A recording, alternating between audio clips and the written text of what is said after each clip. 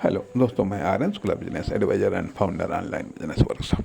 मित्रों, हम कहना चाहेंगे कि सफलता के लिए असफलता के दौर से गुजरना होता है। असफलता के दौर से गुजरना होता है, या फिर ये कह लीजिएगा कि सक्सेस के लिए फेलियर के समूह से गुजरना होता है। फेलियर के समूह से गुजरना होता है, तब जा कर के कोई ऐसा कार्य मिलता है, तब जा कर के कोई ऐसा कार्य मिलता है जो आपको सक्सेस करता है, या तब जा कर के कार्य को करने का कोई ऐसा आइडिया मिलता है जो आपके कार्य को सक्सेस करता है। अर्थात या तब जा कर के आपके द्वारा कोई ऐसा कार्य संपन्न होता है जो आपके द्वारा चुनी हुई फील्ड को सक्सेस करता है। इम्पोर्टेंट है आपका सक्सेस होना, इम्पोर्टेंट है आपके कार्य का सक्सेस होना, और इम्पोर्टेंट है आपके द्वारा चुनी गई फील्ड का सक्सेस होना। और इन तीनों प्रकार की सक्सेस के लिए फेलियर के दौर से गुजरना होता है। और फेलियर के दौर से गुजरने के लिए इम्पोर्टेंट यह नहीं है आप सही कर रहे हैं या गलत कर रहे हैं। इम्पोर्टेंट यह है कि आप कर रहे हैं।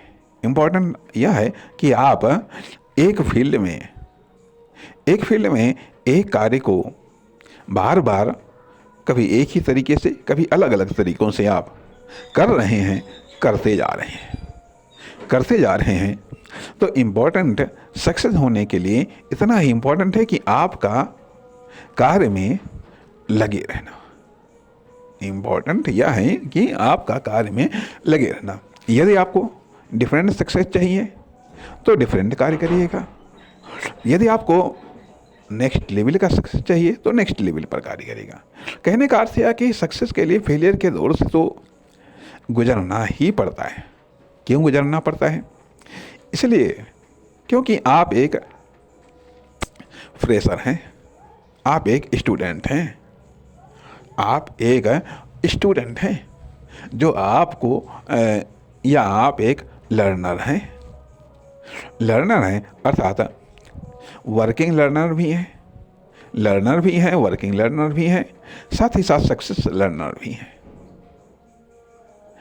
इसलिए जब तक कि आप उस रूप में खुद को डेवलप नहीं कर लेते, जब तक कि आप उस कार्य को उस रूप में डेवलप नहीं कर लेते, जब तक कि आप उस फील्ड को उस रूप में डेवलप नहीं कर लेते जिस फील्ड में लोग सक्सेस को माने, तब तक आपको अनेकों दौर से गुजरना पड़ेगा।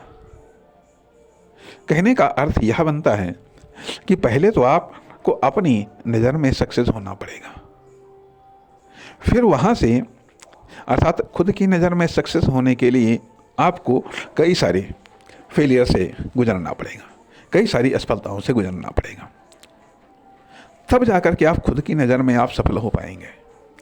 उसके बाद में फिर दूसरों की नज़र में सफल होने के लिए उसके लिए भी तमाम प्रकार के फेलियर से गुजरना पड़ेगा,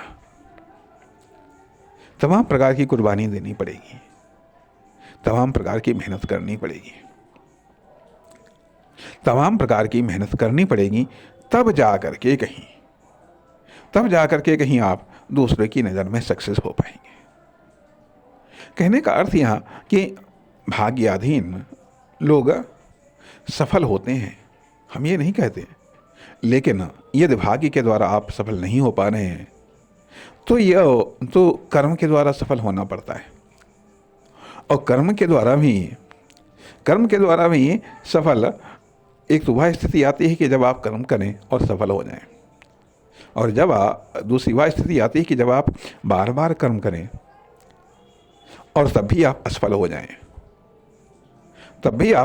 जाएं, फिर भी आप जिद न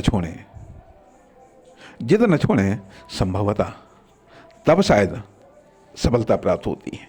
कहने का अर्थ यह है कि सफलता आसान तो नहीं होती है, और फिर बड़ी सफलता हमेशा कार्य के रूप में, प्रयत्न के रूप में, कोशिश के रूप में बड़ी कीमत मांगती है। बड़ी कीमत मांगती है, इसलिए असफलता से डरे नहीं। ये मान लीजिएगा कि सफलता को प्राप्त करने की ये पहली शर्त असफलता ही है। असफलता है, और इसलिए असफलता है क्योंकि हमको कार्य आता नहीं है। कार्य करते करते हम कार्य सीखते हैं, तब जा करके कहीं सफलता मिलती है। नमस्कार, धन्यवाद।